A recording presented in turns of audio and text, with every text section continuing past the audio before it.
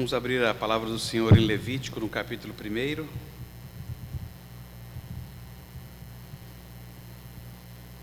E acompanhe com os olhos e o coração a leitura que eu farei.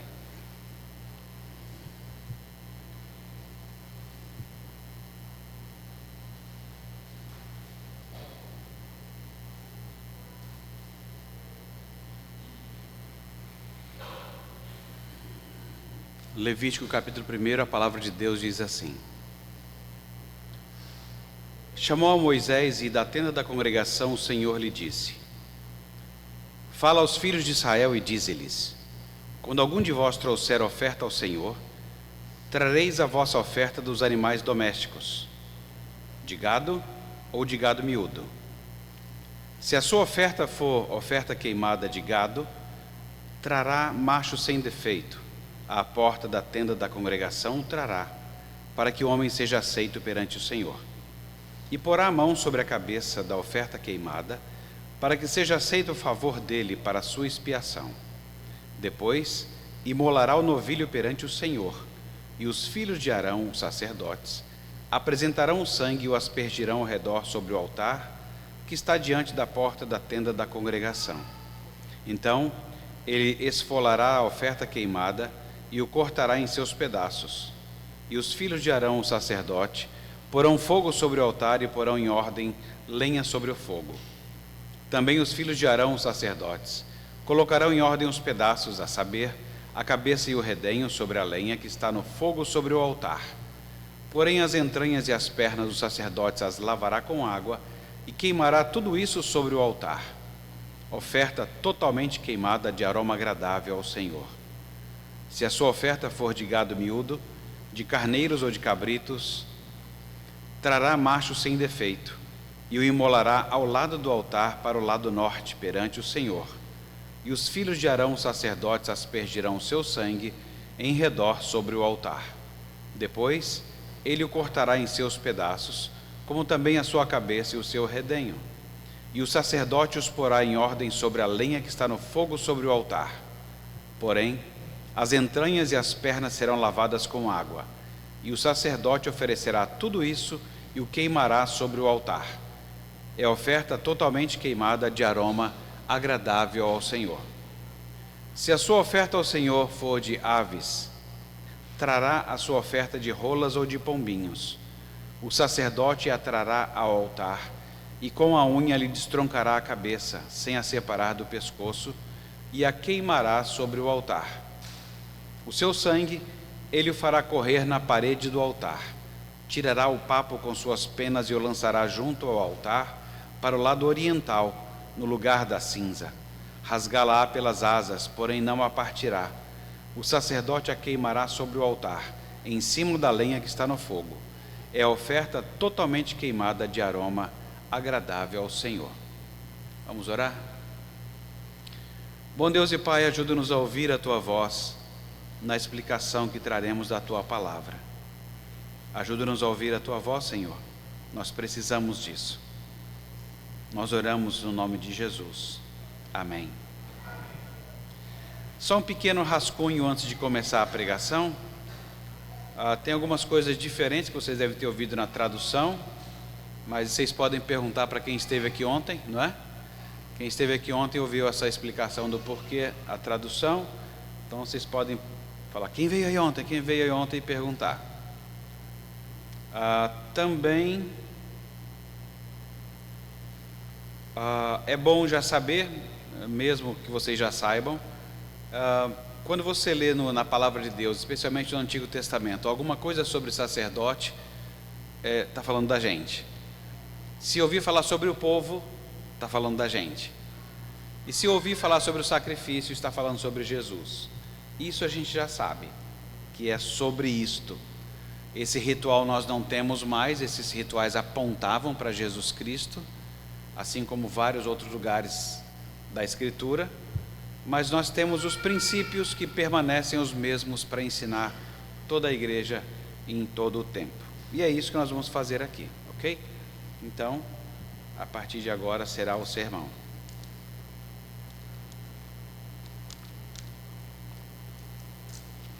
O livro de Levítico ele é uma parada estratégica. Antes de prosseguir e adentrar na terra que Deus daria ao seu povo para lá se desenvolverem, eles deveriam aprender ritualmente a adorar a Deus, a se relacionar, a ter comunhão com Ele. Era a única chance que eles teriam de poder ter comunhão adequada uns com os outros. A gente está acostumado a ouvir falar de pessoas que querem fazer pós-graduação.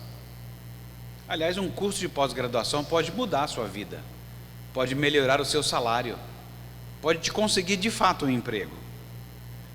Agora, é muito chato porque às vezes a pessoa está tão envolvida em estudar que não é incomum que elas sacrifiquem a sua adoração a Deus no dia do Senhor por essa causa, por causa de uma pós-graduação. Ou seja, muitas vezes faltam a este curso que é de pré-graduação e querem que tudo dê certo na vida.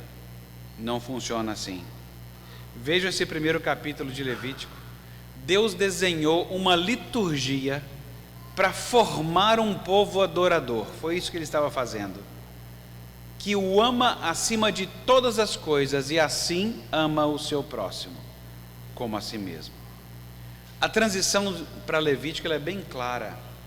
No final do capítulo 35, 40 em Êxodo, nós temos que Moisés não podia entrar na tenda da congregação, porque a nuvem permanecia sobre ela e a glória do Senhor enchia todo o tabernáculo. O preparo desta cena organiza uma percepção da história que Deus conta. E Ele organiza tudo isso. O preenchimento da cena, o modo da sua presença. E então, com o tabernáculo e tudo que era feito ali, você tem um vislumbre de um mundo bom, que é, o mundo bom é um mundo com a presença de Deus. Você tem também a certeza de pecado. Por quê? Porque há um sacrifício constante que deve ser oferecido a Deus. Então, existe pecado. E existe a esperança renovada de que Deus prepara um novo mundo. Agora repasse mentalmente o que você faz cada semana ao comparecer aqui para o culto público, para adorar o Senhor Deus. Você tem vislumbres de um mundo bom com a presença de Deus. Você tem a certeza de que há pecado no mundo, um mundo quebrado.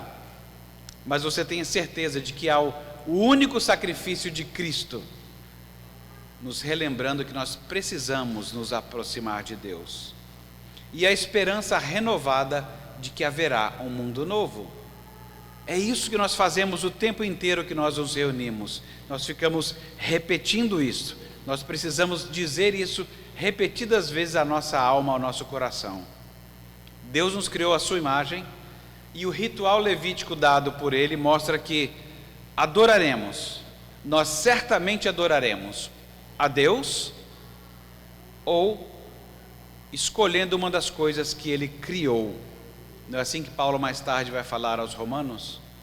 Nós vamos perceber que o rito em Levítico é essa manifestação simbólica daquilo que é essencial no sistema de crença que Deus está revelando às pessoas.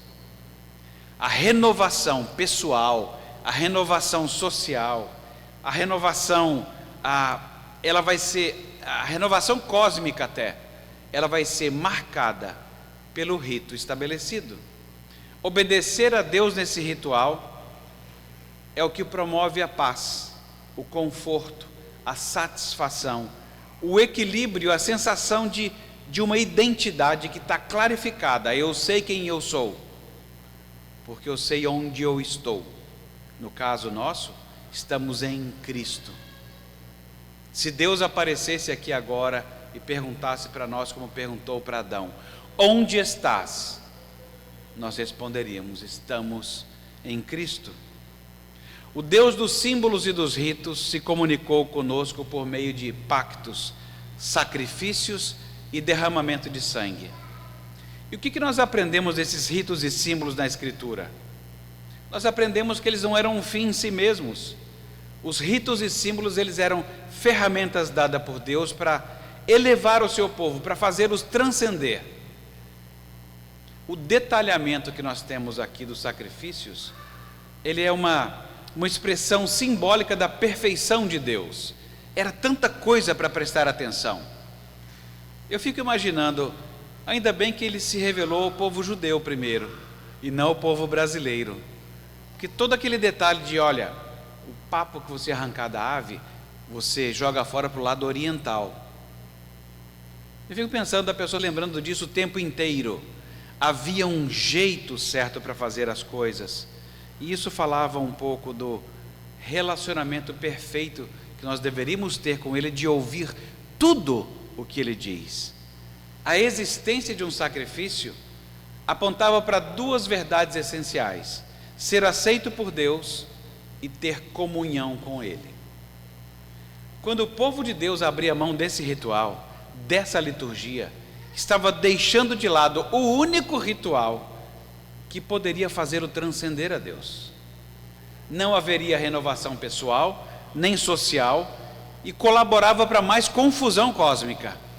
A paz, o conforto, a satisfação, ou esse equilíbrio de saber ter uma identidade, tudo isso ia desaparecendo ou se tornando confuso.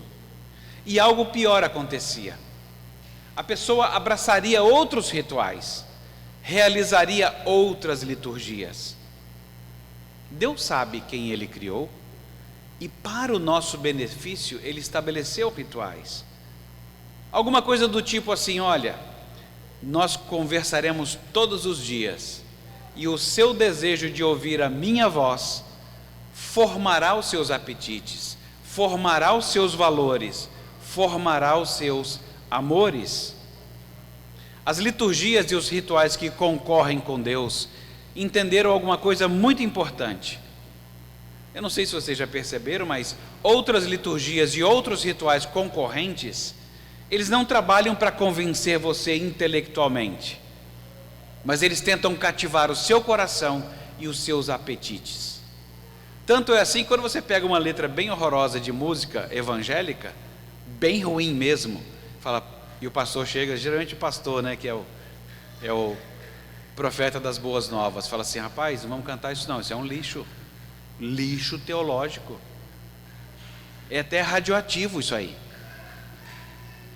Aí a pessoa fala assim: ah, pastor, mas é tão bonito. Você não é cativado intelectualmente. E eu gostaria, aquela música da Ave Maria, cara, é uma das mais lindas que eu já vi. Eu já pensei em trocar, ah, Jesus Cristo, mas não fica bom, entendeu? Não tem o mesmo peso. E a gente fica assim: ah, pastor, é tão bonito. A gente é cativado em outro lugar, não é aqui. Nosso coração é cativado, os nossos apetites são cativados. E uma vez apetite e coração cativo, você muda seus rituais. Você sabe como é que funciona? Quando seus apetites mudam, você passa a frequentar outros lugares, acordar em outros horários, evita companhias antigas que podem impedir o seu novo ritual. Há muitos empreendimentos que o ser humano organiza criativamente, imitando o seu Criador. Nós criamos uma infinidade de mundos com regras. Podem ser mundos esportivos com jogos, podem ser o mundo das redes sociais, de grupos de afinidade, o que for. Uma vez criados, existe um modo desse grupo ver as coisas. O novo grupo fornece a visão de como um mundo bom deve ser, e envolve o participante fazendo participar dessa narrativa. As atividades criativas humanas, elas são muito interessantes e mostram bem a quem nós puxamos. Nós puxamos ao Deus Criador. É a cara dele. Nós somos criados à sua imagem. E as nossas atividades criativas, quando criamos mundos e jogos, elas nem são más em si mesmas. Mas a gente sempre corre o risco de criar uma história tão interessante que nós nos esquecemos e acabamos ficando nelas, esquecendo da narrativa de Deus. Deus sabe disso e escreveu, já começando esse primeiro capítulo de Levítico. Você quer prova disso, de que nós nos perdemos nas nossas histórias? Quantas vezes você já esteve... essa pergunta não é para você responder, só faz cara de paisagem, como se eu não tivesse respondido, para você não produzir prova contra si mesmo, ok? Então só, nem balança a cabeça. Quantas vezes você esteve numa liturgia como essa para adorar a Deus e não se envolveu com ela? Eu fiquei imaginando, na hora que a gente estava cantando uma letra aqui, fiquei imaginando uma pessoa incrédula aqui, frequentando pela primeira vez, Deus queimando os carros. Falei, meu Deus do céu, que é isso? Por que Deus vai queimar os carros, gente? Então tem coisas que parecem diferentes, né? Quando você não está envolvido com a história, entendendo os detalhes da história. Quantas vezes nós não nos vimos como participantes do ritual, como algo da nossa própria história? Quantas vezes nós tivemos uma liturgia de adoração a Deus e estivemos, na verdade, habitando uma outra história, com outros vislumbres do que seria uma vida boa, esperando tudo isso aqui acabar para finalmente entrar numa vida boa? Quantas vezes você veio para esse lugar de adoração sem nem pensar se você trazia um sacrifício, porque ninguém deveria se aproximar de Deus sem trazer um sacrifício. Aí fala assim, pastor, um frango, uma galinha, é isso? Não, você tem que vir para cá sabendo que o sacrifício de Cristo já foi feito por você. É só por isso que você pode adentrar essas portas, por nenhuma outra razão. Você não entra aqui só porque a porta estava aberta, só porque o pastor disse temos culto hoje de manhã. Não, essa não é a razão. A razão é que Jesus Cristo foi o sacrifício em seu lugar, e você se assenta aqui sabendo disso. As atividades criativas puramente humanas, elas são intensas, e elas possuem um programa de evangelismo também. Elas possuem propaganda, e as pessoas não são tolas. Outras propostas de adoração sabem que nós somos criaturas que amam intensamente. Quando alguém fala assim, gosto de pastel de angu, é um negócio intenso, não é uma coisa qualquer. Assim como não gosto de pastel de angu, que nem me espanta, né? Não gosto de pastel de angu. As coisas são intensas para nós. E sabe de uma coisa? A gente deveria já saber disso nessa nossa liturgia. Nós estamos diante de palavra e mesa. Isso é muito intenso. Deus nos amou de tal maneira que nos criou à sua imagem, para amá-lo acima de todas as coisas. Nós somos feitos para amar o Deus verdadeiro. Entretanto, quando as coisas ficaram desordenadas, nós passamos a amar pessoas, coisas, eventos, instituições em lugar de Deus. A gente sabe que é do coração que procedem as fontes da vida, que é do coração que brota todo tipo de ira, assassinato, traição, mas você sabe de que jeito? Intelectualmente? Às vezes eu fico pensando que a gente está tão vulnerável quanto esteve o povo de Deus no passado, porque eles estavam prontos para detectar conceitos equivocados, reconhecer com quantas letras o Pentateuco era escrito e saber qual era o papel do sacerdote e do povo. Mas eles, e talvez nós, descuidamos do coração, do que nós amamos, do que nós queremos. Em Levítico, no capítulo 1, os sacrifícios totalmente queimados, eles são apresentados primeiro. Eu troquei a tradução de holocausto para totalmente queimado, porque é só isso que a palavra é mesmo, é um sacrifício queimado, totalmente queimado. Eles são a base do ritual sacrificial para a consagração. E é só isso. É uma palavra só que significa aquilo que sobe. Por isso que ele fala um aroma que Deus sente e disse que é agradável. O animal era completamente consumido pelo fogo e a fumaça subia como aroma agradável a Deus. Um animal puro era transformado em fumaça e isso era agradável a Deus. As regras do holocausto é o que a gente tem apresentado nesse capítulo. O adorador deveria saber o que fazer. O adorador, ele chegava, apresentava o animal, colocava a mão sobre ele e o matava. O sacerdote vinha e recolhia o sangue para ser derramado onde Deus disse que deveria. O sacerdote também é dito o que ele faria. Recolhia o sangue, derramava ao redor do altar, tirava a pele do animal, cortava em partes, acendia o fogo, arrumava as partes sobre o fogo, lavava as vísceras e pernas e depois queimava tudo. Vocês perceberam que quando Deus vai falar com Moisés, ele não fala só com Moisés, é Moisés e todo o povo. E isso aqui é muito especial para nós em Levítico. Quando Deus fala, todos devem saber. Existem algumas religiões ou alguns grupos em que tem sempre uma pessoa especial, um pastor que sabe alguma coisa oculta que chega a Deus e que os outros não sabem. Então você precisa acessar Deus por essa pessoa que conhece o divino. Na palavra de Deus não é assim não. Deus fala e todos devem saber como o processo de adoração deve ser realizado. Transportando para cá, a igreja tem que saber o que o pastor faz, o pastor tem que saber o que as ovelhas fazem. Todos sabemos como é que tudo funciona, exatamente para você estranhar quando fala assim: rapaz, tem um negócio esquisito aqui. O que foi? Não, o pastor agora entrou plantando bananeira aqui, e aí dava uma pirueta e falava que não ia pregar não, ia só recitar uns textos da Bíblia. Fala assim, que esquisito isso, né, cara?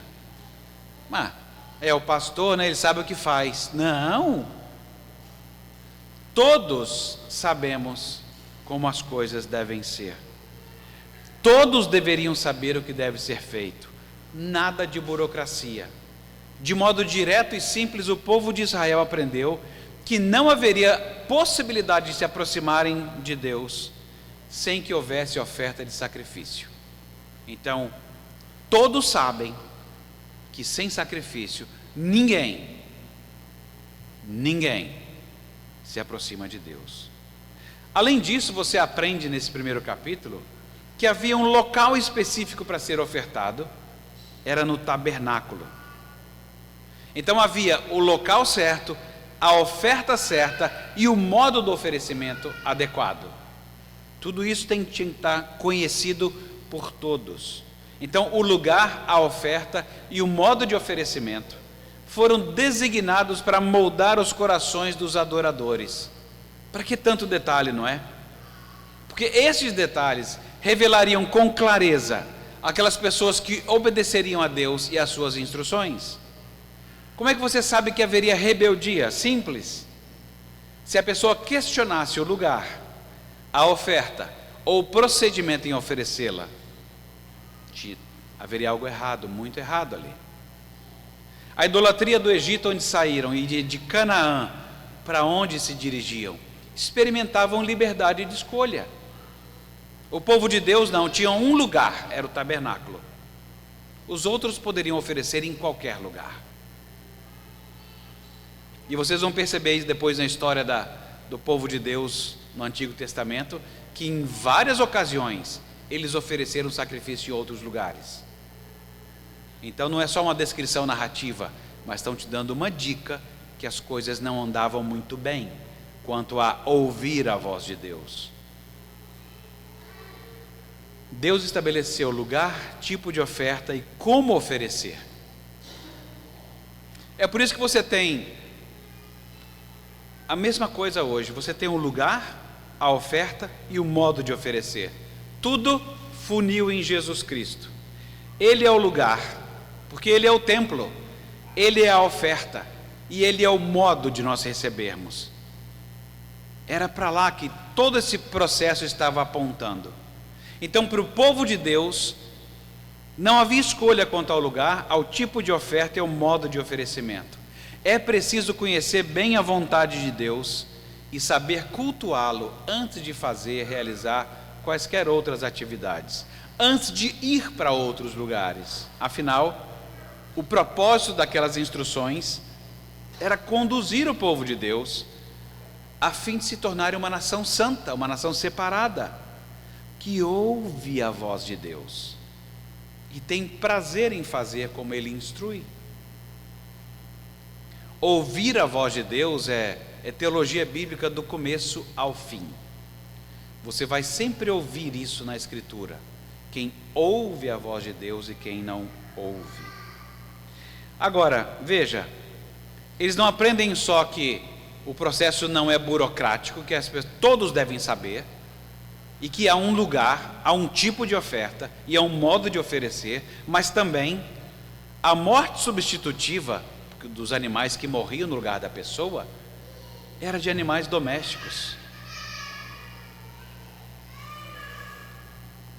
Desde Gênesis nós aprendemos que o ser humano poderia desfrutar de muitas coisas, exceto da árvore que Deus dissera: não comam do fruto dessa árvore. Se eles desobedecessem à voz de Deus, morreriam.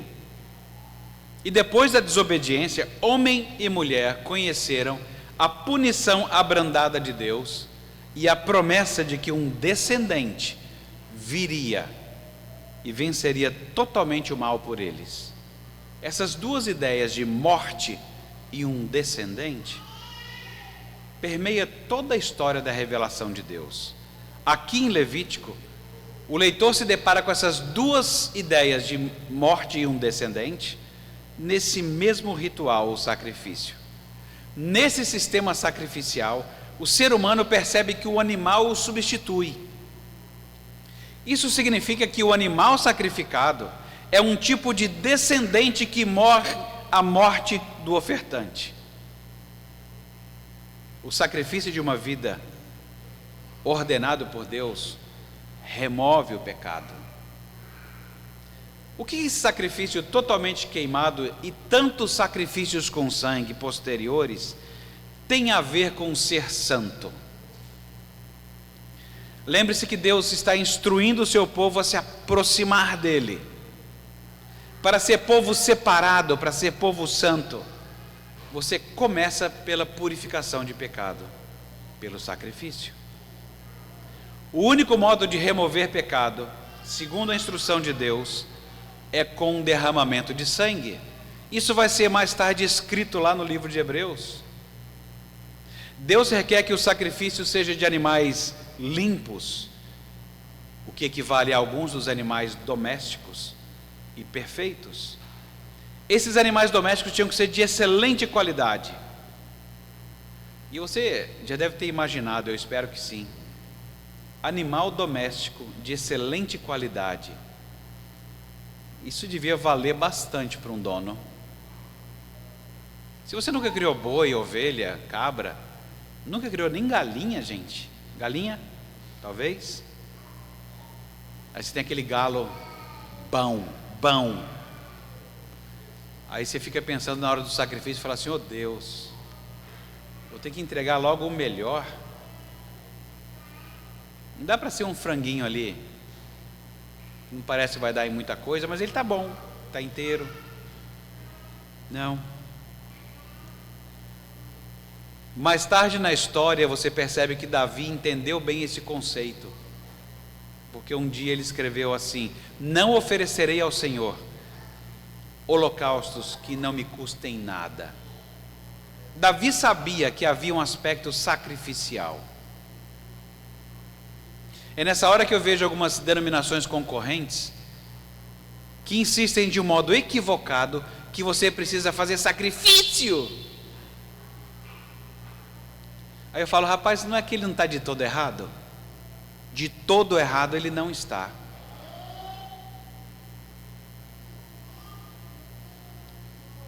Porque nós precisamos perceber o que Deus ensina. E o que Deus ensina é que animal doméstico era alguma coisa custosa. A morte de Cristo, ela pode ser comparada a este sacrifício. Como o animal necessário para essa oferta, Jesus era um homem sem defeito. Tendo vivido em completa obediência a Deus, ele era irrepreensível. Por essa razão, o seu sacrifício foi muito superior a qualquer oferta apresentada aqui nessa antiga aliança. No altar da cruz, Jesus entregou-se a Deus, seu Pai, com uma morte inteira. Ela sobe como aroma suave e subiu assim para Deus. Em contraste com as constantes ofertas que eram oferecidas aqui nesse período, Cristo se ofereceu de uma vez por todas. E a morte de Cristo pôs fim à oferta de animais como parte do culto fiel a Deus. Então, graças à morte de Cristo, nós não precisamos mais adorar aqui, nesse lugar feito por mãos humanas, com ofertas apresentadas diariamente. Em lugar disso, Jesus assegurou uma salvação eterna para os seus seguidores, levando o seu próprio sangue ao Santo dos Santos celestial. O cristão, como naquela época o povo lá de Levítico, nós ainda precisamos da expiação diária. Nós só estamos aqui por causa do sacrifício de Cristo. Caso contrário, se vivêssemos na outra época, a nossa vida só faria sentido se um animal morresse. É por isso que ao adentrar aqui você precisa se lembrar disso, para você falar: eu sei que a morte de Cristo é suficiente, mas lembra dela de novo e de novo. Por isso que a gente tem palavra e tem mesa, porque nós anunciamos a morte de Jesus até que ele venha. Como João escreve, o sangue de Jesus é que nos limpa totalmente do pecado. Embora nós cristãos hoje não tragamos animais para sacrificar, a adoração através de Cristo requer de nós uma devoção completa. E você tem que repassar essas coisas na sua cabeça e no seu coração, para você abrigar isso como algo de amor mesmo, de afeto. Rapaz, eu não podia estar sentado aqui se não fosse o sacrifício de Cristo. Eu não poderia estar sentado nem amanhã e nem depois de amanhã. O povo de Deus do Antigo Testamento expressou a sua devoção e confiança fazendo os sacrifícios de seu rebanho. O cristão hoje, ele mesmo um sacerdote, ele também deve expressar espontaneamente esse seu amor e confiança em Deus. Em lugar de animais, nós apresentamos o que Pedro chama de sacrifícios espirituais. De acordo com Hebreus 13, o cristão oferece sacrifício de louvor e de fazer o bem, e compartilhar os seus pertences com outros. Quando se realizam esses sacrifícios de todo o coração, estas ofertas são aceitáveis para Deus.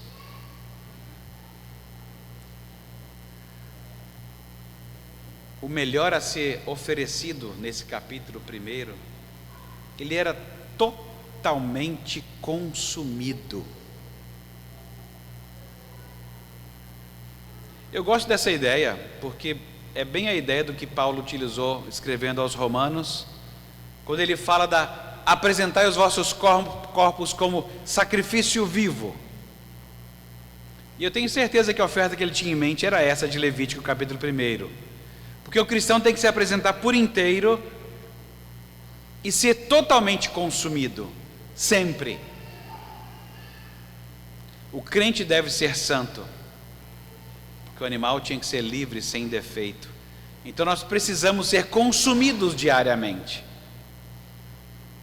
Lembre-se, Deus quer que conheçamos a Ele acima de tudo, porque Ele quer que nós o amemos acima de tudo.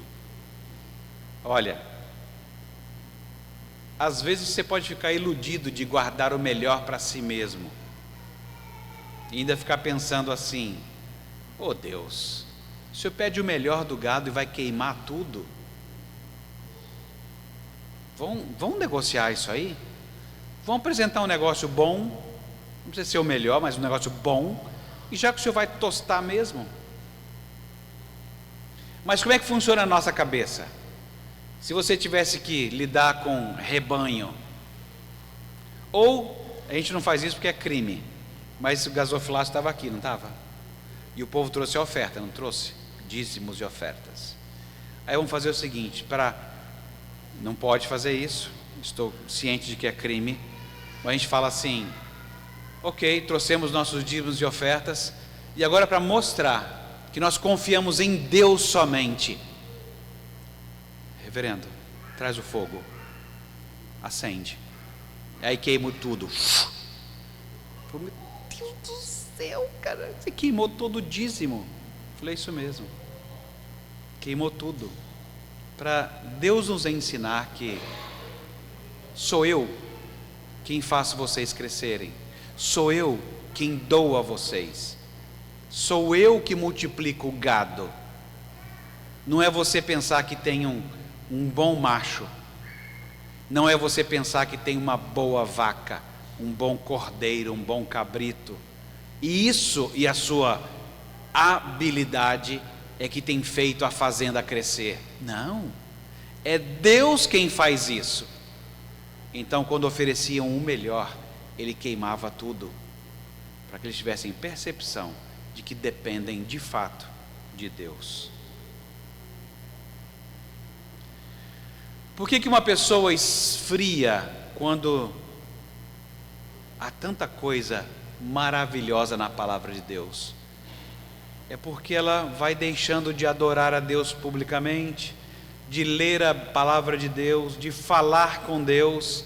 Na verdade, essa pessoa está se envolvendo em outras liturgias, em outros rituais que estão roubando o seu coração, roubando os seus afetos.